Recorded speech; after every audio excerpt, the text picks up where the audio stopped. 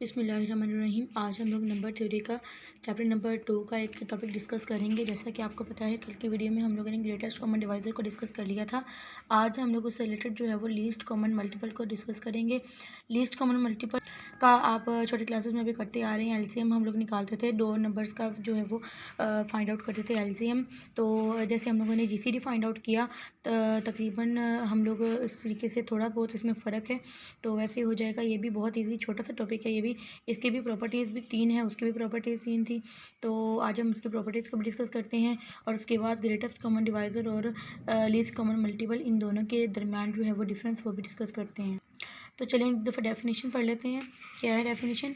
वो कहते हैं कि इफ़ जो है वो ए और बी जो है वो दो कोई भी इंटीजर्स हैं और इसमें एम जो है वो एम बी इंटीजर से बिलोंग करता है और इसको कहते हैं common multiple of A B. मतलब हमने 3 नंबर ले लेने हैं, 2 नंबर तो ए और बी होंगे, तीसरा होगा एम होगा, और वो जो 2 नंबर ए और बी होंगे ना, उन दोनों का देखेंगे कि हमारे पास एलसीएम क्या निकलता है, और जो एम होगा वो इन दोनों का एलसीएम होगा, मतलब कि लीस्ट कॉमन मल्टीपल होगा।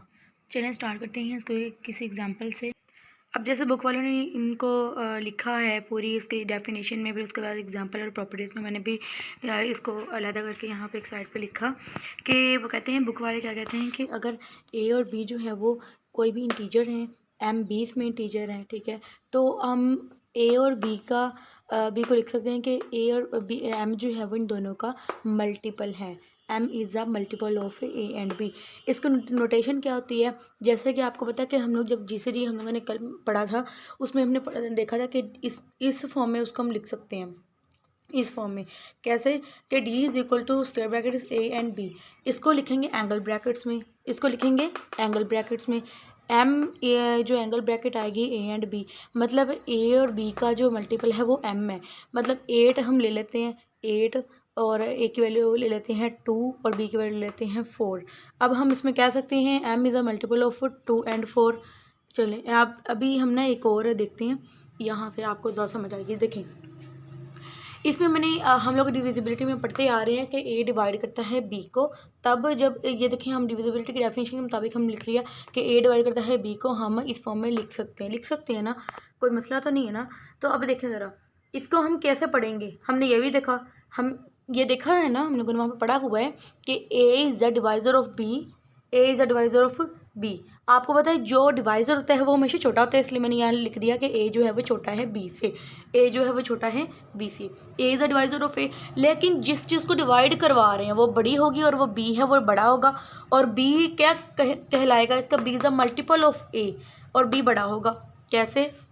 मैंने कोई भी आप एग्जांपल ले लेते अपने माइंड में ले लें, या यहाँ पे देखें 2 डिवाइड करता है 8 को, आप मानते हैं 2 डिवाइड करता है 8 को, हम लिख सकते हैं ना इसको 2 is a divisor, 2 is a divisor of 8, 2 is a divisor of 8 लिख सकते हैं ना, 2 इज़ अ डिवाइज़र ऑफ 8। लेकिन अगर मैं 8 का कहूँ कि 8 का रिलेशन क्या है 2 के साथ, तो आप लिख सकते हैं 8 is a multiple, 8 is a multiple of 2, 8 is a multiple of 2।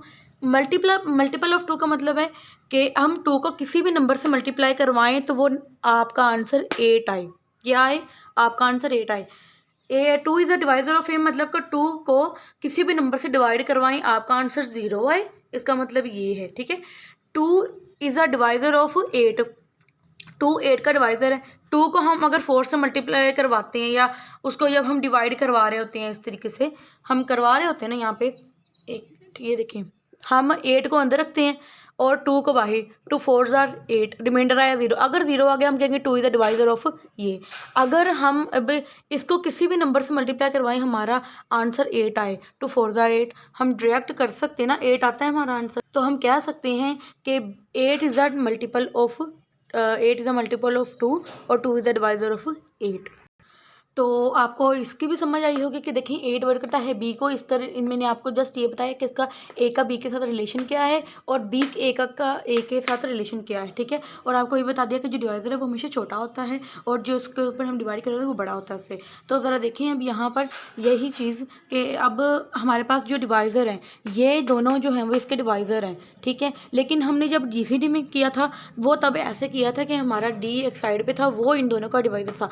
अब ये उल्टा केस हो गया ना, देखिए ना, अब डी जो इन दोनों का डिवाइज़र था, अब मल्टीपल के केस में वो अंदर पड़े हैं ब्रैकेट के और वो उसके डिवाइज़र बन रहे हैं, उल्टा हो गया ना केस।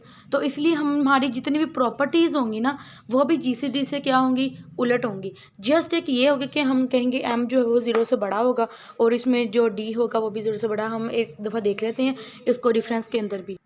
तो मेरे ख्याल है आपको इसकी बात की समझ आई होगी कि ए और बी जो है वो एम से क्या है, छोटे हैं। ए और बी जो है वो एम से छोटे हैं और ए और बी भी इंटीजर है, एम भी इंटीजर है कोई भी।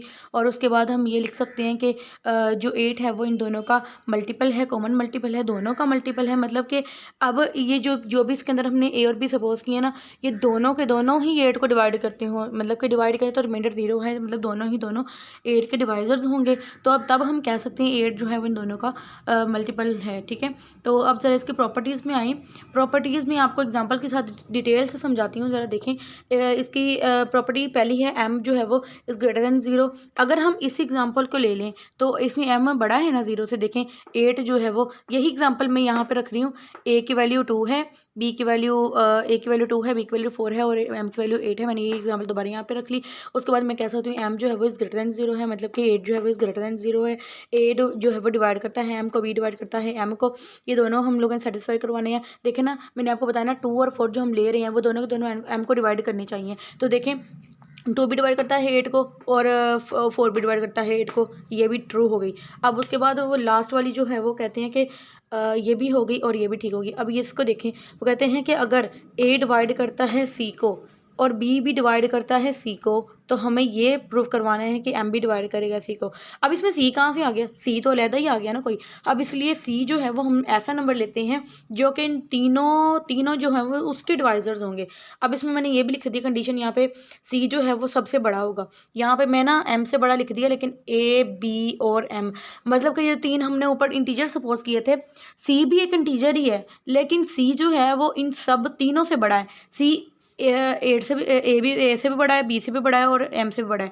मतलब कि सी जो होगा, अब देखें ना, 2 से भी बड़ा होगा, 4 से भी बड़ा होगा और एम से भी बड़ा होगा, 8 से भी। मतलब कि 2, 4, 8 से हमने कोई ना कोई ऐसा बड़ा नंबर लेना है और वो नंबर लेना है जिसको ये तीनों के तीनों नंबर डिवाइड करते हो। देखिए वो कौन कौन सा 8 से बड़ा, 8 या 9, 8 भी आ सकता है, 9 भी 9 नहीं आ सकता। देखिए ना, 10 8 को डिवाइड नहीं, 8 जो है वो 10 को डिवाइड नहीं करता, क्योंकि 2 के टेबल में भी 10 आता है, 4 के टेबल में भी नहीं आता और 8 के, ये दोनों तो उसको करते नहीं है, इसलिए 10 नहीं आ सकता। अब हम 11 के बाद, 11 तो है ही नहीं। उसके बाद 12 की बात करें, 12 को 8 डिवाइड नहीं करता।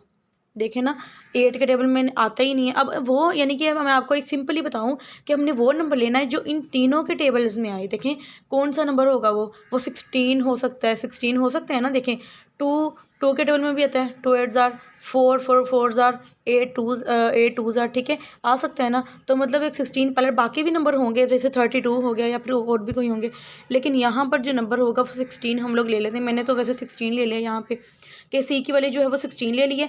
मतलब मैंने आपको ये बताया कि ऐसा नंबर हो जिसको ए बी और एम, ये तीनों के तीनों उसको डिवाइड करती हो, मतलब ये तीनों के तीनों उससे छोटे भी हों और डिवाइज़र भी हों उसके। तो देखें डिवाइज़र वैसे भी छोटा होता है। अब इन तीनों से सी छोटा भी है और सी मैंने ले लिया है 16। अब देखें 16 को ज़रा इसकी जगह पर, इस प्रॉपर्टी की जगह सी की जगह 16 लिखें ज़रा। 2 डिवाइड करता है 16 को, बी की वैल्यू मैंने 4 ली थी, 4 डिवाइड करता है 16 को, एम की वैल्यू मैंने 8 ली थी। और ये देखें ये भी डिवाइड करता है 16 को, ठीक है, ये भी करता है, ये भी करता है। देखो ना, 2 8 जार, 4 4 जार, 8 2 जार हो गया। अब हमारी ये भी कंडीशन, अब मतलब कि 15 जो मैंने नंबर लिया वो ठीक है इस प्रॉपर्टी के लिए। तो आई होप कि आपको मैंने ये जो समझाई है एग्जाम्पल के साथ प्रॉपर्टीज़, वो बहुत अच्छी तरीके से समझ आई होंगी और ऊपर वाला कंसेप्ट भी बहुत अच्छी तरीके से समझ आ गया होगा। अब ज़रा देखते हैं अब अपने GCD, आपको वो भी समझ आई होगी, ये वाले भी हो गई है, अब ये वाला भी, और अब हमारा रह गया इन दोनों का डिफरेंस। मतलब कि मैंने आपको बताना है कि GCD और LCM में फ़र्क क्या है। देखें D इज़ ग्रेटर दैन 0, ये भी पता है कि D ग्रेटर दैन नेगेटिव भी नहीं हो सकता, मतलब जस्ट पॉजिटिव ही होगा, और ये भी ग्रेटर दैन 0 होगा 1 से। अब देखें 1, क्योंकि डिवाइसेस जो होती हैं वो 1 से ही स्टार्ट होंगे, यहाँ पे 1 या और हम लोग GCD में आपको पता है D जो हमेशा पॉजिटिव होता है। तो मैंने आपको कल बताया भी था GCD में कि ये क्यों 0 होता है, D जो है वो क्यों बड़ा होता है 0 से, हम ये सिचुएशन क्यों लिखते हैं। मैंने आपको कल बताया था जब इसके मैंने डिवाइसेस निकाले थे। तो जब हम लोग सबसे बड़ा ग्रेटेस्ट है ना, तो जब हमने इसका ग्रेटेस्ट पिक करना है तो वो ऑटोमेटिकली वो पॉजिटिव ही आएगा। ओके, तो अब ज़रा देखें यहाँ पे इसके जो प्रॉपर्टीज़ हैं, अब जो मैंने कल प्रॉपर्टीज़ पढ़ी थी वो जीसीडी की थी और आज पढ़ी वो एलसीएम की हैं। इन दोनों का मैंने ना इस तरीके से लिख दिया है कि D greater than 0 M greater than 0, और ये वाली भी प्रॉपर्टी लिख दी है। इसमें डी जो है वो डिवाइड कर रहा होता है, इसमें जो है वो डी डिवाइड कर रहा है। यहाँ पर देखें डी डिवाइड कर रहा है खुद ए को भी और बी को भी, लेकिन इस केस में क्या है, ए और बी जो है वो एम को डिवाइड कर रहे हैं, ए और बी एम को। इसमें ए बी को डिवाइड किया जा रहा था, और एलसीएम के केस में क्या है, ए और बी डिवाइड कर रहे हैं एम को।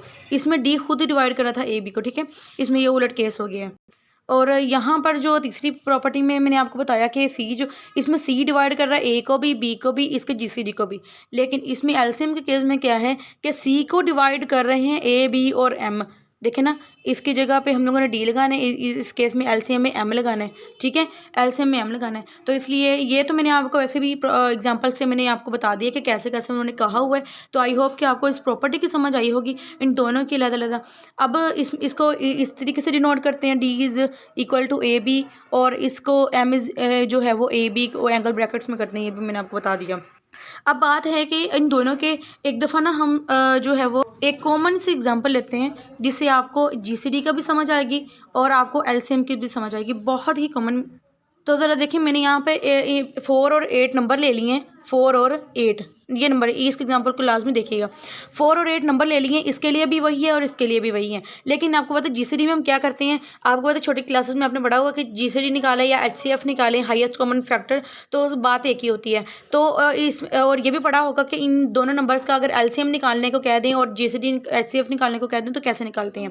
आपको पता है कि 4 और 8 को 4 1 जार 4 4 2 जार 2 1 जार 2, और ये वैसा गया। मतलब इन दोनों के क्या है, 4 और 8 के 4 मल्टीप्लाई बाई 8, या 2 से भी कर सकते थे, तो फिर भी आंसर क्या आता, 8, ठीक है। अब एलसीएम क्या आया इन दोनों नंबर्स का, एलसीएम आ गया 8, ओके। अब हम एचसीएफ की बात करते हैं, मतलब कि जीसीडी की। तो इसका 2 2 jar 4 2 1 jar 2 2 4 jar 8 2 2 jar 4 2 1 jar 2, मतलब कि 4 के कितने फैक्टर्स आए हैं, कॉमन फैक्टर 2 मल्टीप्लाई बाई 2, और 8 के कितने हैं, 2 मल्टीप्लाई बाई 2 मल्टीप्लाई बाई 2। आप इसको इस तरीके से करते होते थे ना, छोटे क्लासेस में करते होते थे ना। तो अब इसका आंसर क्या आएगा, ज़रा जिसरी ये हम लिख लेते हैं कि इसका है जो 2 multiply by 2 which is equal to 4। इसका आंसर क्या है 4, इसका आंसर क्या है 8। हमारे नंबर्स क्या थे, हमारे नंबर थे 4 और 8। अब देखिए जीसीडी में हमारा आंसर 4 आया, मतलब कि छोटा आया है। ये जो हमारा जो क्वेश्चन है ना, इसके अंदर देखें, क्वेश्चन के अंदर जीसीडी के अंदर हमारा ये आया है और एलसीएम के अंदर हमारा ये आया। तो यही बस थोड़ा सा डिफरेंस इन दोनों का, कि ये छोटा सा डिफरेंस है कि अगर हम आप लोग को वो नंबर दे दिए जाएं जो दोनों सेम टेबल में आते हो, अगर उनका जीसीडी निकालना, मैं आपको पहले बताया कि अगर उनका जीसीडी निकालना तो आपने छोटा वाला नंबर रख लेना है, अगर उनका एलसीएम निकालना तो आपने बड़ा वाला नंबर रख लेना है। तो ये बहुत ही कॉमन एग्जांपल थी इन दोनों की। यहाँ पर भी 4 और 8 का निकालना था, यहाँ पर भी 4 और 8 का निकालना था, यहाँ पर भी 4 और 8 का निकालना था। पर यहाँ पे क्या था, जीसीडी था, और यहाँ पे क्या था, एलसीएम था। जीसीडी में हमारे पास 4 मतलब कि इस पेयर का छोटा नंबर आया, और एलसीएम में हमारा क्या आया, बड़ा नंबर आया। तो यही मैंने आपको समझाना था, एक कॉमन सा, कि लीस्ट, अगर लीस्ट हम कहते हैं इसको, लेकिन इसमें जो है वो बड़ा नंबर आएगा और जीसीडी में जो है वो छोटा नंबर आएगा। तो आई होप कि आज की वीडियो आपको बहुत अच्छे से समझ आई होगी। मेरे पास एक और एग्जाम्पल भी थी, लेकिन अब जो है वो वीडियो लंबी हो रही है, तो कोई आप समझ आ गई होगी। अगर कहीं से पॉइंट समझ नहीं आए तो आप कमेंट सेक्शन में मुझसे पूछ सकते हैं, लाजमी पूछिएगा। तो ये था एलसीएम का कंसेप्ट और इसकी प्रॉपर्टीज़। मिलते हैं नेक्स्ट वीडियो में। वीडियो को लाइक कीजिएगा, चैनल को सब्सक्राइब कीजिएगा, ताकि नेक्स्ट में जो भी यहाँ पे वीडियो बनाऊँ या आप तक उसका नोटिफिकेशन जो है वो आप तक लाजमी पहुँचे और टाइम पे पहुँचता रहे। ओके जी, अल्लाह निगहबान।